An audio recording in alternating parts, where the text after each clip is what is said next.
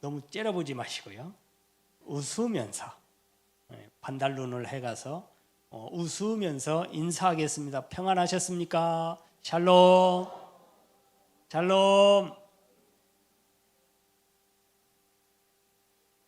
아이고, 웃으니까 꽃이 확 피는 것 같습니다. 할렐루야. 얼마나 이쁜지요. 오늘 성령 강림후 10번째 주일입니다. 항상 성령의 인도하심으로 여러분들의 신앙은 날로 뜨거워지고 열정이 넘치는 삶이 될 수 있기를 주님의 이름으로 축복합니다. 지난주 김둘자 집사님 부군이시고 변창현 집사님의 아버님이신 고 변혜진 님이 하나님의 부르심을 받으셨습니다. 장례 기간 예배와 기도로 함께해 주신 성도님들께 감사드리며 유가족들에게는 하나님의 위로하심이 그 은혜가 충만하시기를 주님의 이름으로 축복합니다. 유가족 대표에서 우리 변창현 집사님이 인사를 하실 건데 자리에서 일어나셔서 잠깐 인사하시겠습니다. 가족들 일어나셔서 저 뒤에 있네요. 여러분들이 참석해 주셔서 위로해 주셔서 감사하다고 인사하겠습니다. 박수하겠습니다. 아직까지 많이 쑥스러워서 그래서 감사한 마음을 담아서 여러분들이 나가실 때 자그마한 정성을 마련했습니다. 예배 마치고 나가시면서 한 분씩 받아가시면 감사하겠습니다. 8월 한 달 예배 후에 식당에서 불을 켜기가 어려서 간단하게 식당에서는 하지 못하고 간단하게 식사하시고 오후 예배 드리시는 걸로 하겠습니다. 기억하시기를 바랍니다. 6일부터 8일까지 창원 성결교회 어린이부 여름 캠프가 본교회에서 있습니다. 기도해 주시면 감사하고요. 수련회 기간 동안 새벽 기도회는 자유롭게 하시기를 바랍니다. 상황 봐서 드릴 수 있게 되면 드리도록 그렇게 연락을 제가 드리도록 하겠습니다. 봉사위원들 잘 참조하실 수 있기를 바랍니다. 그리고 정경춘 성도님이 오늘 안 나오셔서 일찍 나오시는 분인데 안 나오셔서 집에 가봤더니 문이 잠겨 있어요. 그래서 혹시나 몰라서 더 좋은 병원에 연락을 집사람이 해봤더니 거기에 입원해 계시다고 507호에 입원해 계시다고 그나마 다행이라고 생각이 됩니다. 이거 더위에 혹시나도 몰라서 이 노인분들 자주 이렇게 생각나실 때마다 연락을 좀 해보시기 바랍니다. 저도 좀 그렇게 잘 챙겨야 되겠다 다시 한번 다짐했습니다. 다행히 해야 되는 건지 어쨌든 확인되어져서 다행이라고 생각됩니다. 시간 나시면 가셔서 위문해 주시기 바랍니다. 다른 광고는 주보를 참조해 주시기 바랍니다. 하나님 말씀 찾아보시겠습니다. 역대하 20장 17절 더 23절입니다.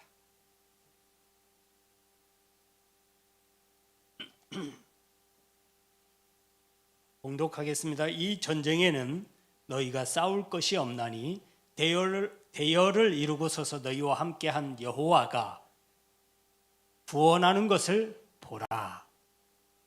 유다와 예루살렘아 너희는 두려워하지 말며 놀라지 말고 내일 그들을 맞서 나가라.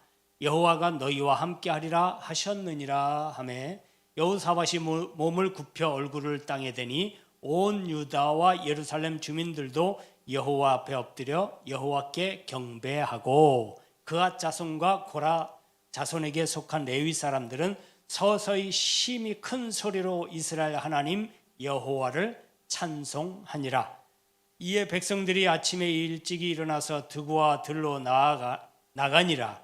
나갈 때에 여호사밧이 서서 이르되 유다와 예루살렘 주민들아 내 말을 들을지어다. 너희는 너희 하나님 여호와를 신뢰하라. 그리하면 견고히 서리라.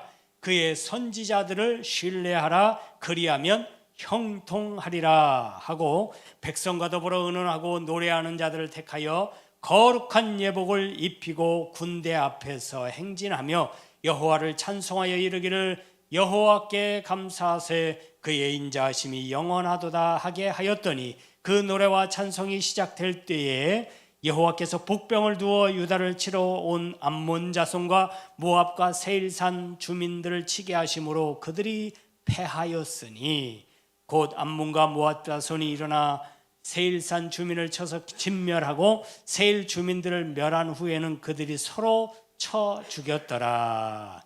아멘. 할렐루야. 할렐루야. 사무엘상 17장 47절에 이런 말씀이 있습니다. 또 여호와의 구원이 칼과 창에 있지 아니함을 이 무리에게 알게 하리라. 전쟁은 여호와께 속한 것인즉 그가 너희를 우리 손에 넘기시리라. 잠언서 21장 3절에 싸울 날을 위하여 마병을 예비하거니와 이김은 여호와께 있느니라. 할렐루야. 할렐루야. 이스라엘이 가나안 땅을 완전 정복하기까지 많은 전쟁이 있었습니다. 근데 여러분, 그 정복 전쟁사를 이렇게 읽으시다 보면 이상한 면을 발견한 분들이 있을 거예요. 전쟁이 전쟁이지 뭐가 이상하냐. 근데 유독 이 이스라엘과 이방인 간의 전쟁에는 참 이상한 일이 벌어져요. 어떤 일이냐면 상식적인 전쟁이 없어요. 우리가 상식적인 전쟁이라고 하면 사람 대 사람이 부딪혀갖고 누가 이기냐 이거잖아요. 어느 군대가 많냐. 지금도 그렇지만 옛날에는 더 숫자가 많은 군대가 항상 이겨왔어요. 대부분 숫자가 이긴 나라들이 그래서요 가끔 한 번씩 말도 안 되는 적은 숫자로 말도 안 되는 큰 숫자를 이긴 전쟁을 기념해서 가끔 하나씩 나와요. 여러분 가끔 한 번씩이지. 그래서 영웅시 여기고 거기서 이긴 사람들을 영웅으로 막 등장시키고 막 추대하고 막 이러지. 그 이외에 몇 번 이외에 대부분의 전쟁은 숫자가 많은 쪽이 이겨왔어요. 그게 상식적인 거예요. 그리고 분명한 것은 숫자가 많든 적든 서로 대면해갖고 서로 챙챙챙 슝슝슝 해갖고 서로 싸워서 이겨야 되는 게, 그리고 져야 되는 게 상식적인데, 여러분 참 특이한 게 이스라엘과 이방인들 간의 싸움은 대부분 하나님께서 일으키신 전쟁이에요. 하나님께서 일으키신 전쟁이에요. 모든 싸움은 하나님께서 일으키셨어요. 그러면 하나님은 뭐 싸우기를 뭐 이렇게 좋아하시나 싶죠. 그런데 이게 하나님을 위해서라기보다는 하나님의 백성들 이스라엘을 단련시키기 위한 전쟁이었어요. 왜 그렇게까지 하셨을까요? 왜 그렇게까지 하시는 거예요? 이스라엘이 하나님의 선민이니까요. 저와 여러분들을 왜 이렇게까지 단련시켜서 복을 주시기도 하고 가끔 때리시기도 하고 왜 이렇게까지 하시는 거예요? 하나님께서 택한 백성이니까요.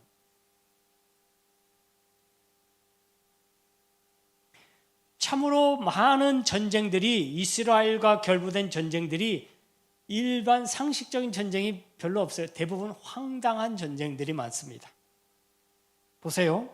여러분들이 잘 알다시피 400 수십 년을 이어간 사사시대에 가장 이상한 전쟁 중에 하나가 기드온의 300명의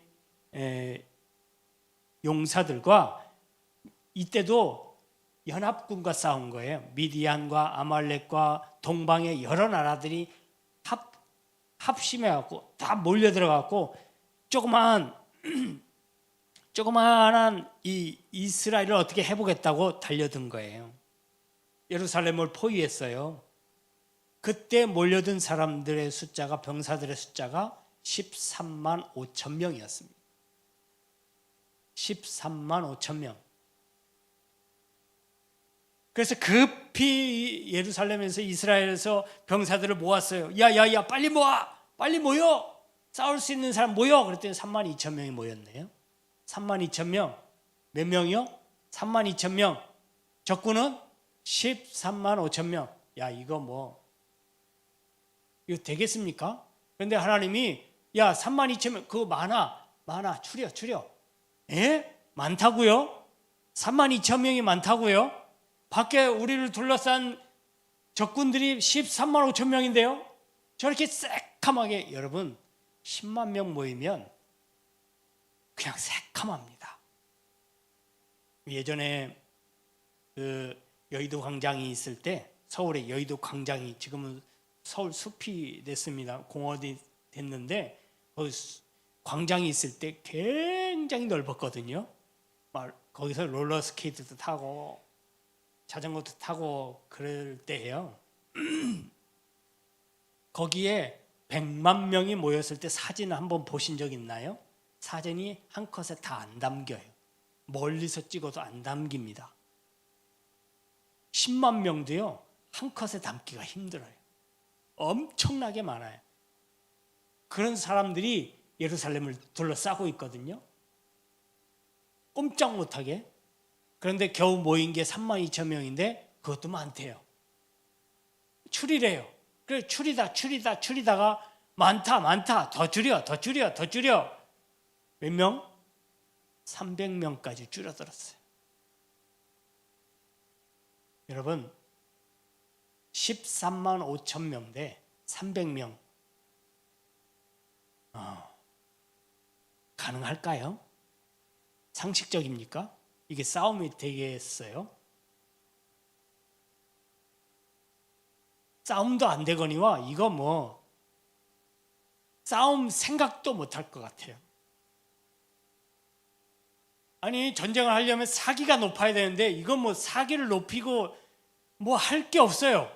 300명 대 13만 5천 명, 한 450대 1인데요. 400 몇십 대 1인데 여러분 되겠습니까? 한 사람이 400 몇십 명을 이겨야 된대요. 이게 가능합니까? 그러면 1대 450 혹시 될 수 있어요? 다 따로따로 떨어져서 싸우면. 근데 전쟁이 따로따로 싸웁니까? 이거는 게임이 안 되는 거예요. 전쟁이 될 수가 없어요. 이거는 시작 끝.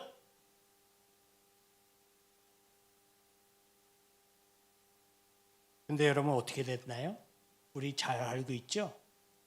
여러분 13만 5천 명은 칼과 창과 활로 그들을 위협했는데 기드온과 300 용사들이 준비한 게 뭐였어요?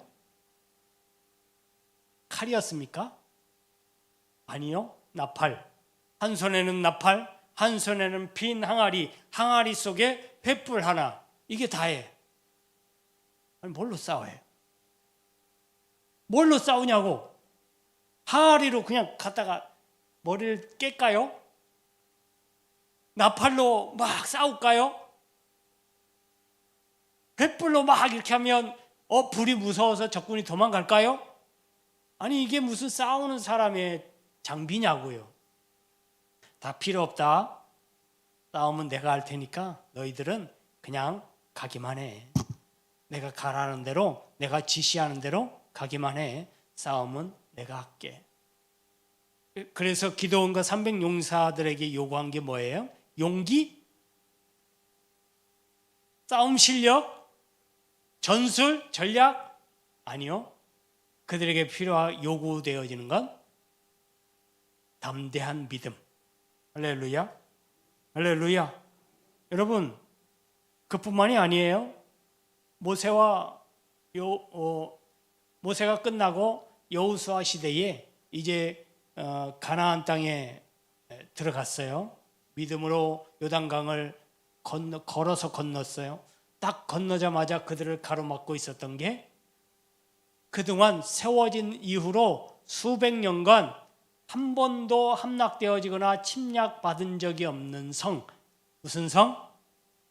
여리고성. 여리고성이 딱 버티고 있어요. 아니 돌아가면 되지요. 못 이길 것 같으면, 함락을 못 시킬 것 같으면 갔다 와 보니까, 탐색하러 갔다 와 보니까 와이 못 이겨요. 우리는 그들 절대 못 이겨요. 소문 들어보니까 이 성이 세워지고 한 번도 적군에게 함락된 적이 없대요. 아무리 해도 우리 힘으로는 안 돼요. 그런 성인데, 여러분, 그들이 하나님께서 이 이스라엘 백성들에게 요구한 것은요, 칼과 창이 아니에요. 뭐였습니까? 믿음을 갖고 앞으로 나아가는 발걸음을 요구하셨고, 그들이 그 초롱성을 무너뜨릴 수 있었던 것은 칼과 창이 아니라 하나님께서 요구하신 믿음을 가지고 외친 함성이 다였어요. 와! 끝. 여러분, 모두가 다 거인 골리앗에게 겁을 먹어서 아무도 그를 대적하지 못할 때에 다윗이 그에게 대적하러 나갔어요. 근데 여러분, 상식적입니까? 거대한 골리앗을 치러 나가는데 다윗이 가지고 간 것은 칼과 창과 방패가 아니에요. 처음에는 인간적인 생각으로, 상식적인 생각으로 칼과 방패를 쥐어줬더니 안 돼, 안 맞아. 이게 하나님의 뜻이 아닌 거예요. 그래서 다윗에게 맞는 것을 가져간 거예요. 다윗에게 맞는 게 뭐였습니까? 돌팔매였어요. 여러분, 이게 누구의 싸움 같으십니까? 다윗이 싸운 것 같습니까? 여호수아가 싸웠던 것 같습니까? 기드온과 300용사가 싸운 것 같습니까? 아니요, 하나님께서 싸우셨어요. 하나님께서 요구하시는 건 담대한 믿음이에요. 내가 앞서 싸울 테니까 너희는 그저 함성만 질러. 너희는 그저 내가 하라는 대로 앞으로 나아가기만 해.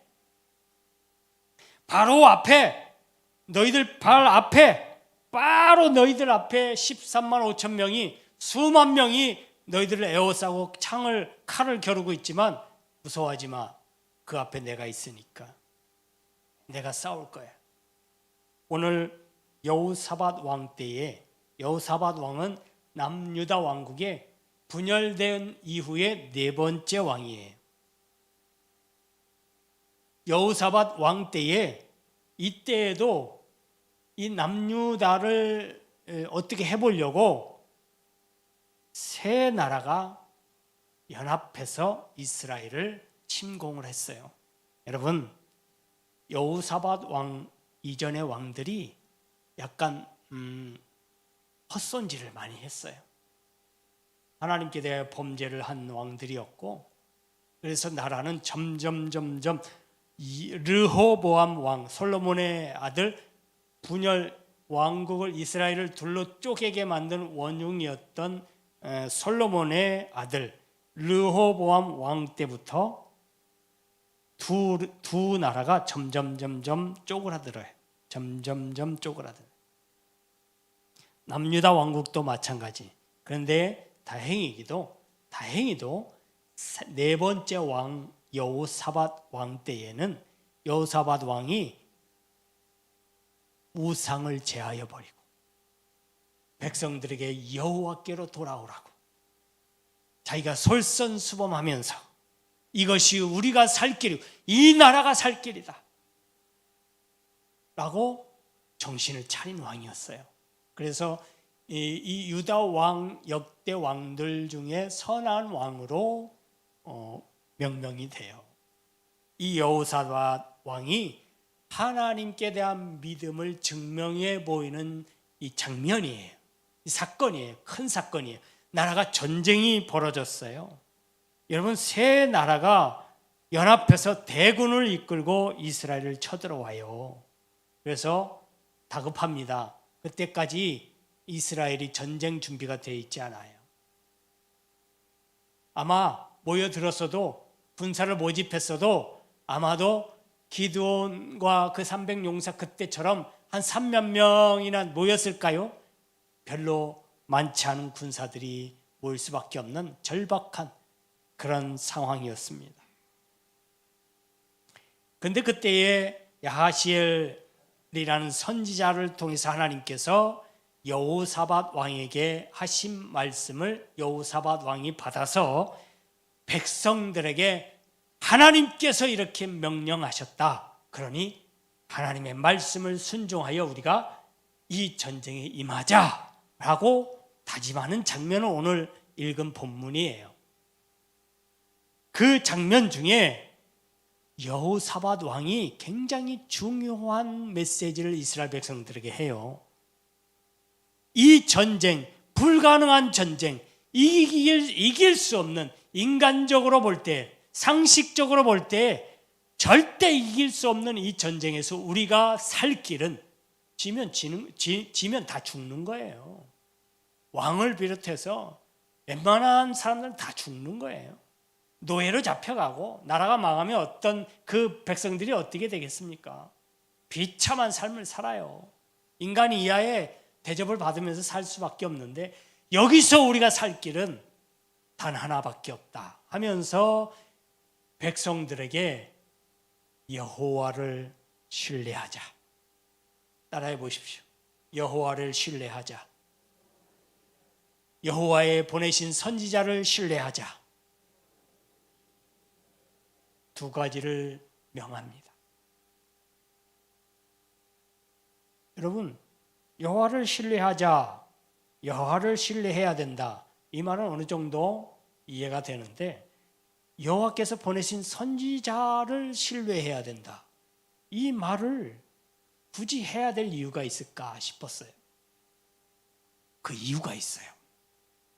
이때까지 하나님의 선지자가 없어서 하나님의 이 보내신 선지자가 없어서 그때 왕들이 일탈을 일삼고 우상을 숭배하고 하나님께서 멀어진 게 아니에요. 하나님은요, 어느 시대든지 아무리 신앙적인 암흑기였어도 하나님은 선지자들을 보내셨어요. 오늘 새벽에, 요즘 새벽에 갈멜산에서의 사건을 다루고 있잖아요. 여러분, 아합 왕, 북이스라엘의 왕이에요. 아합 왕 시대에는요, 성경에서 평가하기를 아합 왕 시대가 북이스라엘 시대에서 가장 암울한 시대로 표현을 해요. 왜요? 왕이 가장 악한 왕이었어요.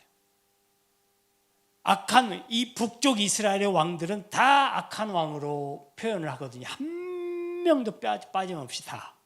그런데 그 악한 왕 중에 선두에 섰던 사람이 누구냐면 여로보암이라는 북이스라엘의 초대 왕이었거든요. 이 여로보암을 따라서 다 그렇게 탈선한 거예요. 여로보암이 하나님의 전 말고 다른 전들을 막 지었어요. 거기서 자기들이 정한 절기, 마음대로 정한 절기 때에 자기들이 레위인이 아닌 제사장, 아무나 제사장을 막 세워갖고 거기서 하나님께 제사를 드려야 하나님이 안 받으시겠다 그랬거든요. 그리고 그 이후에 여로보암이 많은 이 이방신들, 우상들을 섬기도록 산당들을 막 전국에 막 지어냈어요. 여러분, 이런 악한 왕인데 아합 왕 때에는요, 아합 왕을 르호보암보다 더 악한 왕으로 표현을 해요. 그러니 얼마나 못된 짓을 많이 한 거예요, 하나님 보실 때. 여러분, 왕만 그랬겠습니까? 아니요. 엘리야가 표현할 때 이 북이스라엘 백성들을 뭐라고 표현하냐면 너희들이 어느 때까지 여호와 하나님과 우상 사이에서, 바알 사이에서 머뭇하려느냐. 여러분, 하나님의 백성이, 하나님의 선민이, 하나님이 택한 백성이 오직 여호와 하나님만 모셔야 되고 섬겨야 될 그들이 마음 한켠에 하나님과 더불어 바알을 넣어뒀다는 거예요. 거기서 이랬다 저랬다 했다는 거예요. 왔다 갔다 했다는 거예요. 이때는 하나님을 섬기고 저 때는 바알을 섬기고 그랬다는 거예요. 이런 암흑기에, 그런 암흑기라도 하나님은 선지자를 그들에게 보내셔요. 누구요? 엘리야. 그의 후계자 엘리사 보내십니다. 아무리 시대가 암울하고 아무리 신앙적인 암흑기여도 하나님은 선지자들을 보내셔요. 뭐가 문제일까요? 그러면 왜 시대가 변하지 않았을까요? 왜 사람들이 그 하나님의 말씀을 듣고도 변하지 않았을까요? 하나님의 말씀이 선지자들을 통해서 분명히 전해졌을 텐데 왜 그들의 삶이 바뀌지 않고 그들의 신앙이 바뀌지 않았을까요? 왜요? 하나님의 말씀이 왜곡됐을까요? 하나님의 말씀이 잘못됐을까요? 그걸 전하는 선지자가 엘리야가 잘못됐을까요? 시대마다 보낸 이 선지자들을 그 시대의 사람들이 어떻게 했는지를 보면 알 수 있어요. 왜 시대가 그렇게 비참하게 쪼그라들게 됐는지. 여러분, 시대가 그렇게 쪼그라들고 세대가 그렇게 멸망당할 수밖에 없을 정도로 그렇게 쇠락하게 된 이유는 하나님의 말씀의 부재. 왜 하나님의 말씀이 부재냐? 하나님의 말씀을 들고 외치는 선지자들을 억압하고 잡아 가두고 잡아 죽이고, 그래서 하나님의 말씀이 더 이상 들려지지 않아요. 하나님의 말씀을 들고 선포를 해도 이걸 하나님의 말씀으로 듣는 게 아니라 나를 훈계해, 나를 가르치려 들어, 나를 혼내, 감히 내가 누군데? 이러면서 하나님의 말씀을 들고선 선지자들을 하나님의 대리자로 보는 게 아니라 나를 가르치는 선생으로 보고 그들을 억압했다는 거예요. 그러니 하나님 말씀이 귀에 들리겠습니까? 마음이 강팍한 이상 그 귀는, 영적인 귀는, 육적인 귀는 닫힐 수밖에 없어요. 그래서 그 시대가 변하지 않았던 거예요. 점점 더 쇠락의 길을 걷게 된 거예요. 그것의 마지막으로 그런 상황을 결정적으로 말씀하신 분이 예수님이시거든요.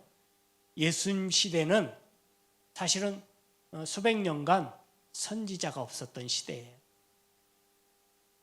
여러분, 구약 시대의 마지막 선지자가 누군지 아시나요? 구약의 마지막은 말라기지만 구약 시대의 마지막은 세례 요한이에요.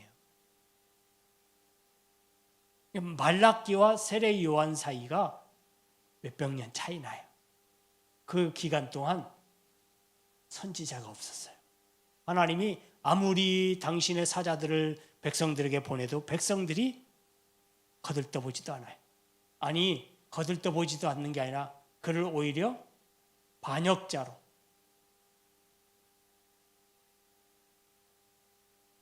그렇게 몰아서 왕들이 앞장서서 선지자들을 탄압하고 잡아 죽이고 옥에 가두고 했었기 때문에 하나님이 하나님의 말씀의 부재 시대를 신약에서 구약에서 신약으로 가는 사이를 신구약 중간기라고 하는데, 그 기간 모든 하나님의 말씀이 없어. 끝나요. 그래서 말라기에서부터 세례 요한까지 하나님의 말씀이 끊긴 거예요. 그 시대가 얼마나 신앙적으로 영적으로 암흑기였을지. 그때 이스라엘은요, 왕이 순수한 유대인이 아니에요.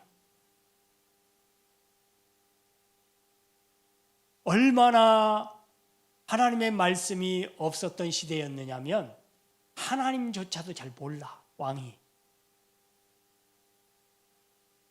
그러니 백성들도 잘 몰라. 왕이 어떤 사람인지 잘 몰라. 이게 이스라엘 사람인지 아닌지 잘 몰라. 여러분, 나중에 예수님 시대에 헤롯 왕 유대인입니까? 아니에요. 이방인이에요. 그런데 떡하니 유대 왕이 돼요. 이스라엘 백성들은 그것도 분별해내고 그것도 어떻게 할 만한 영적인 분별력이 없어요. 왜 그렇게 됐을까? 예수님께서 이렇게 말씀하셔요. 누가복음 13장 34절에 예루살렘아 예루살렘아 선지자들을 죽이고 내게 파송된 자들을 돌로 치는 자여 암탉이 제 새끼를 날개 아래 모음같이 내가 너희의 자녀를 모으려 한 일이 몇 번이냐. 그러나 너희가 원하지 아니하였도다. 하나님은요 선지자들을 통해서 선지자들을 보내서 그들을 암탉이 날개 아래 품음같이 품어주려고 보호해 주려고 영적으로도 하나님께서 그들을 보호해 주시려고 육적으로도 보호해 주시려고 그렇게 많은 선지자들을 보냈는데 너희들이 원하지 않았다 이 말이에요. 냅두세요. 우리 일은 우리가 알아서 할게요. 이랬다는 거예요. 하나님 간섭하지 마세요. 이랬다는 거예요. 그러니 누구를 원망합니까? 그러니 그들이 하나님 앞에 가서 하나님 왜 우리를 건져주시지 않는 겁니까? 하나님 왜 우리를 이렇게 어려운 가운데 내버려 두십니까? 우리를 구원해 주세요. 아무리 그래도 하나님이 응답하시지 않는 거예요. 그게 수백 년간 이어졌던 거예요. 그 이유를 너희가 내 말을 안 들었기에 너희가 내게 기도할 때 내가 듣지 않은 것이다 라고 말씀하고 계시는 거예요. 여러분 먼저 하나님께서 우리에게 화해의 손길을 내미셨는데 우리가 그 손을 잡지 않았다는 거예요.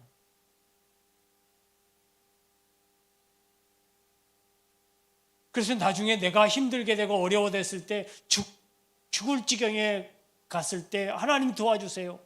그거라도 생각난 것만 해도 다행입니다. 하나님께 돌아오려고 그거 생각만 한 것도 대단한 거예요. 대단한.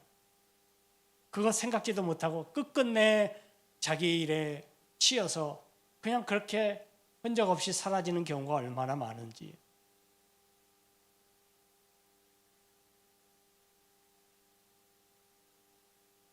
오늘 말씀의 신뢰라는 것은 친밀한 관계에서나 정말 다 밀착된 관계에서나 말할 수 있는 단어가 신뢰거든요. 신뢰하면 딱 연상되어지는 게 뭐냐면 등을 내어주는 거예요. 등. 여러분들의 등을 내어주는 거예요.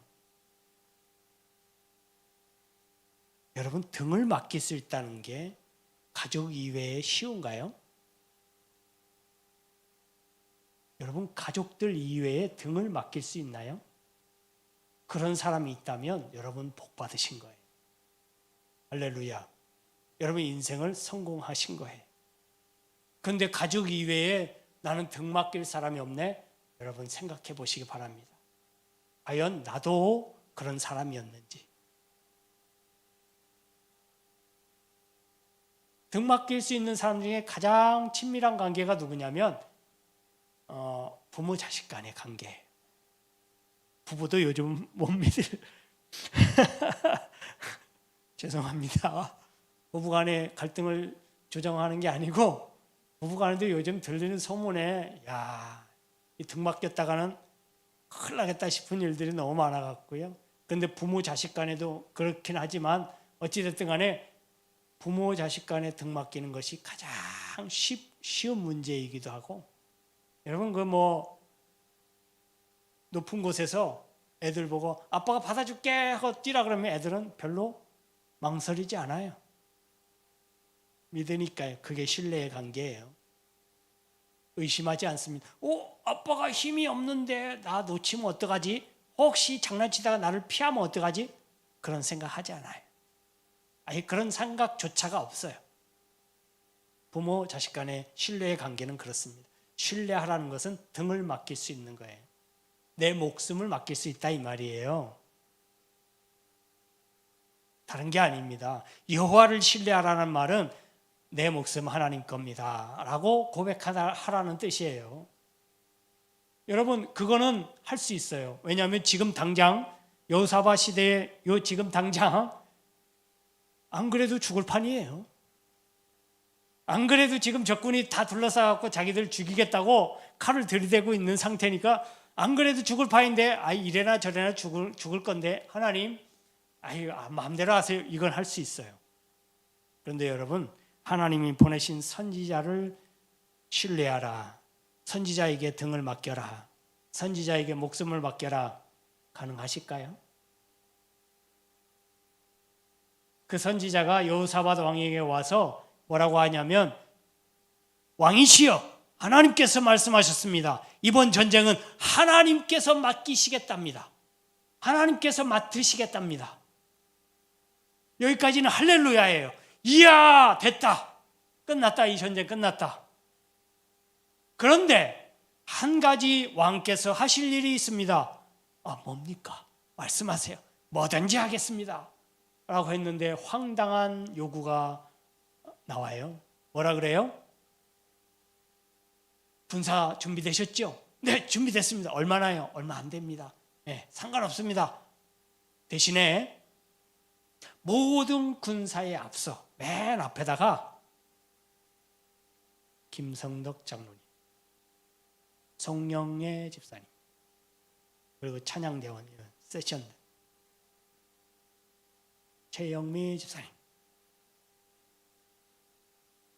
찬요 찬민이 또 누구예요? 어디 갔어요? 이 예배드리다 어디 간 거예요? 없으니까 이름이 생각이 안 나네 갑자기.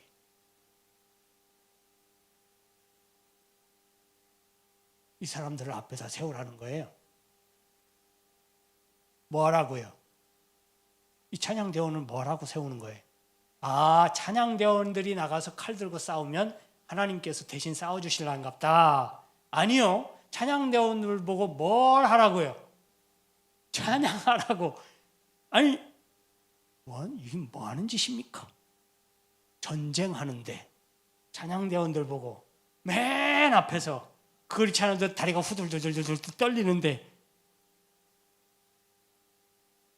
그렇지 않아도 우리 장로님 팔도 제대로 잘 못 쓰시는데 힘도 없는데 이거 툭 치면 억하고 쓰러지겠잖아요. 송영희 집사님 튼튼해 보여도 뭐 이 칼이나 휘두를 수 있겠어요? 덜덜덜덜덜 떨고 있을 텐데. 그런데 하나님이 선지자의 입을 통해서 하나님이 직접 말씀하셨으면 좀 신뢰가 갈 텐데, 하나님의 선지자, 보내신 선지자라고 그런 사람이 하는 말이 황당무계한 말을 하는 거예요. 가장 용맹한 사람 몇몇만 추려라, 한 10명만 추려라, 이래도 이상할 텐데 싸움하고는 거리가 먼 제사장 족속 중에 고라 자손을 앞에 세우라는 거예요. 그앗 자손을 앞에 세우라는 거예요. 여러분 말이 됩니까? 그 앞에서 찬양하면서 그 뒤에 있는 이 군사들을 이끌으라는 거예요. 말이 돼요? 이게 상식적인, 이런 말은 들어보지도 못하고 이런 건 듣도 보도 못한 생경한 일인데 그걸 하라 그래요. 그랬더니 여호사밧이 발끈했습니까? 이게 뭔 이상한 소리, 이게 무슨 미친 소리냐라고 했으면 그 전쟁은 어그러지는 거예요. 그런데 여호사밧이 그 말 그대로 백성들에게 외쳐요. 야, 됐다. 이 전쟁 하나님께서 맡으시겠다. 하나님께서 이 전쟁을 맡으시겠단다. 백성들이 우와 했겠죠. 그 다음이 똑같이 얘기하겠죠. 그런데 하나님께서 우리의 믿음을 시험하실란가 보다. 제사장 족속들 찬양하는 분들 이리 오세요. 일로 오세요. 맨 앞에 서세요. 영문을 모르죠. 이게 뭔 일이요? 맨 앞에 세우고 이제 하나님께서 이 찬양대의 찬양을 들으시고 하나님이 앞서 싸우시겠답니다. 여기서 와 그랬을까요? 제 생각에는 이게 무슨 소리요? 아니 이게 뭔 소리요? 이게 말이 되는 소리요? 여기저기서 웅성웅성 하지 않았을까요? 그런데 여호사밧 왕은요, 하나님을 신뢰, 즉 하나님께 목숨을 맡겼어요. 그러니 못할 일이 뭐가 있겠어요? 나는 이미 하나님께 맡겼으니 내 목숨은 하나님 거다. 나는 이미 죽은 목숨이다 라고 생각하니 못할 일이 뭐 있어요? 그래, 그대로 시행하게 합니다.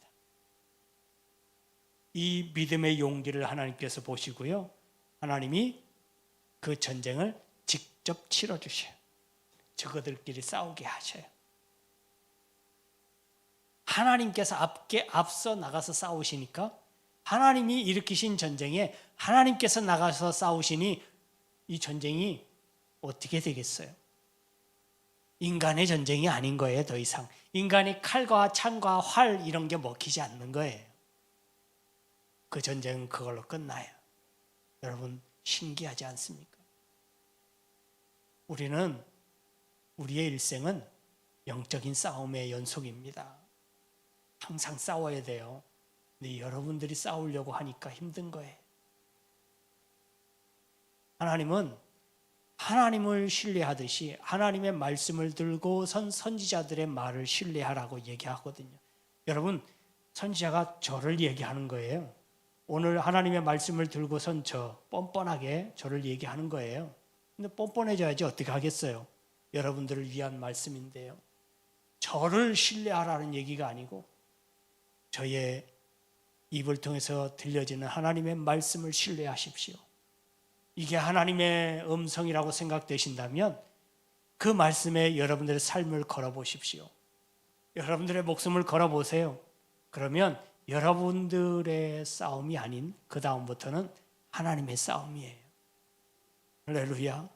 하나님께서 싸워주시겠다고 약속하셨거든요. 하나님이 싸워주시는데, 만군의 여호와 하나님께서 싸워주시는데 그 싸움이 무슨 의미가 있어요? 나는 그저 찬양하며 앞으로 나아갈 뿐이에요. 찬양하는 것도 힘드신가요? 그냥 그러면 찬양대 뒤에 따라서 믿음으로 발걸음을 떼어보세요. 나는 못 보겠어. 나 이거 안 될 것 같아. 나는 이 광경 못 보겠어 하고 안 따라간 사람은 그 전쟁의 주인공이 아니에요. 그 엄청난 하나님의 기적의 광경을 경험하지 못하는 사람들이. 여러분, 하나님께서 우리의 앞서 싸워주시고 나아가실 때에 우리가 그와 동행하고 그 앞에서 그것을 경험하게 된다면 여러분들의 삶이 얼마나 복된 삶이 될지 상상해 보셨습니까? 하나님께서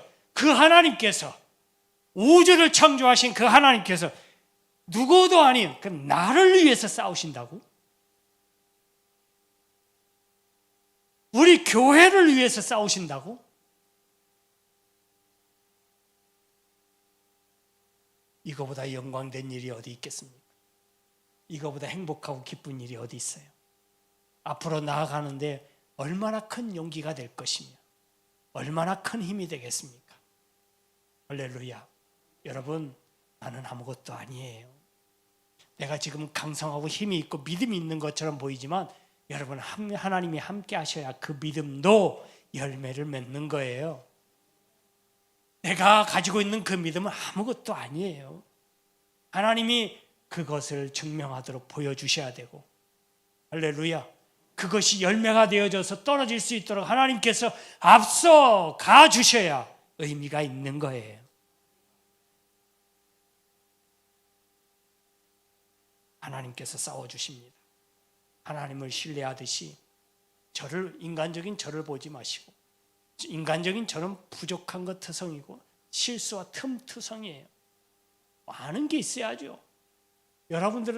여러분들보다 모르는 것 투성이에요. 그런데 다만 하나님께서 하나님의 말씀을 대신 전하라 하셨기에 그 말씀을 전하는 거예요. 원하고 바라기는 인간적으로 제가 꼴 보기 싫어도 그래도 하나님 입으로 나오는 하나님의 말씀은 가까이 하시기 바랍니다. 하나님의 말씀으로 들으시길 바라요. 그래서 인간적으로 제 입에서 나오는 말이 여러분들의 귀에 들려지려면 저랑도 가까워지셔야 돼요. 인간적인 저랑도 친하셔야 돼요. 그래야 제가 무슨 말을 해도 하나님의 말씀으로 들릴 거예요. 그건 인지상정입니다. 맞는 말이죠. 그러니 여러분들은 저를 가까이 하세요. 제가 적정한 선을 지키면서 저도 가까이 해보려고 많이 노력하겠습니다. 할렐루야. 저랑 가까워지시고 하나님과는 더욱 가까워질 수 있는 저와 여러분들 될 수 있기를 주님의 이름으로 축원합니다. 축원합니다. 기도하겠습니다. 지금은 부활이요 생명이신 주님 예수 그리스도의 크신 은혜와 독생자를 아끼지 아니하시고 십자가에 내어주셔 화평을 이루어 주신 아버지 하나님의 무한하신 사랑하심과 부활의 소망 가운데 살아갈 능력 주시기를 원하시는 성